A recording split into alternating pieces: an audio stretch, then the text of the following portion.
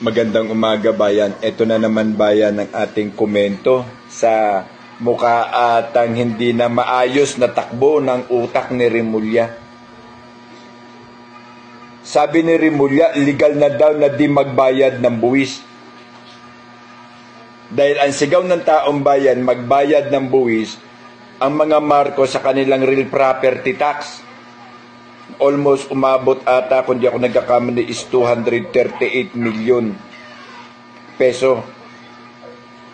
Tapos dahan-dahan, kasi tangang ombudsman na siya ngayon, ito na ang kanyang pinalalabas.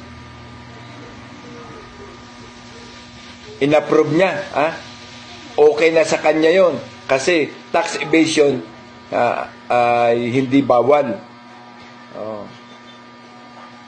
Inang buhay to.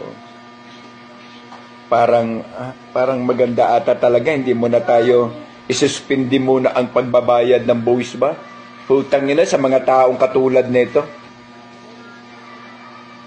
Sabi ni Remulla, legal na daw na di magbayad ng buwis upang mapagtakpan ang pagbabayad ni Marcos ng buwis sa kanilang real property tax. Dapat pusang alaw, ipinakulong lang nga yan si Imelda ni PRRD, pero naawa si PRRD at naintindihan niya ang katayuan ng batas na kapag above 70, hindi na po ito require sa anumang kulungan. Ito ay may probation na makalaya. Ginagamit ang kaalaman sa batas, pusang alaw, pero ito, may alam ba ito sa batas, bayan? Paano tayong mga mahihirap, amounting of 3,000 to 4,000 yearly binabayaran natin ng tax?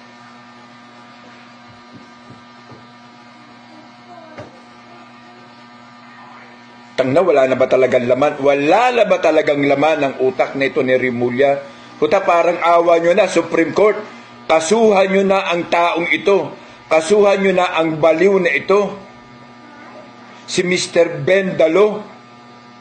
Kasuhan nyo na po, wala na pong mangyayari. Isa na pong klarong pambabastos. Simple lang ito, pero modifying on his interest. Sabi ni Mr. Remulla, legal na daw na di magbayad ng buwis. Taong bayan, Pilipinas, legal na hindi tayo magbayad ng buwis. Sakit sa ulo itong tao na ito. Sang alaw talaga.